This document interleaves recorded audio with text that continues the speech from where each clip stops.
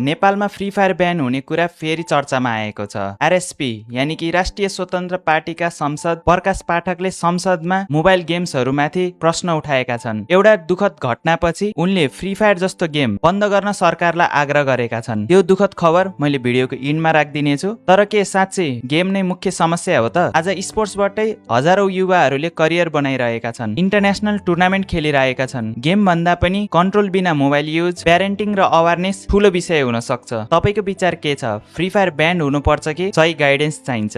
Online game free फायरमा लत बसेका उनलाई बुवाले मोबाइल खोसेपछि त्यसैको न्युमा उनले आत्महत्या गर्ने निर्णयमा पुगेका थिए। तत्काल यस्ता एपमा प्रतिबन्ध लगाउन सभामुख मार्फत म सरकारको ध्यानआकर्षण गराउन चाहन्छु। बारादशी 4 चकचकी निवासी राकिब हुसेनका 16 वर्षीय छोराले गत वैशाख 30 गते आत्महत्या गरे। आत्महत्याको कारण थियो मोबाइल। अनलाइन गेम फ्री फायरमा लत बसेका उनलाई बुवाले मोबाइल खोसेपछि त्यसैको न्युमा उनले आत्महत्या गर्ने निर्णयमा पुगेका थिए। उनी जस्ता लाखौं बच्चा अहिले पनि अनलाइन गेमिङको लतसँगै गम्भीर मानसिक समस्यामा जुझिरहेका छन्। परिवारमा पीर र चिन्ता त छँदैछ, नानी बाबुहरूको भविष्यमा समेत यसले गम्भीर असर पारिरहेको छ।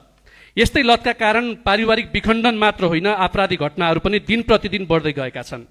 यस्ता गेमिङ एपका कारण बालबालिकाहरूमा गम्भीर समस्या दिन प्रतिदिन बढ्दो क्रममा रहेकाले तत्काल यस्ता एपमा प्रतिबन्ध लगाउन सभामुख मार्फत म सरकारको ध्यानआकर्षण गराउन चाहन्छु। धन्यवाद।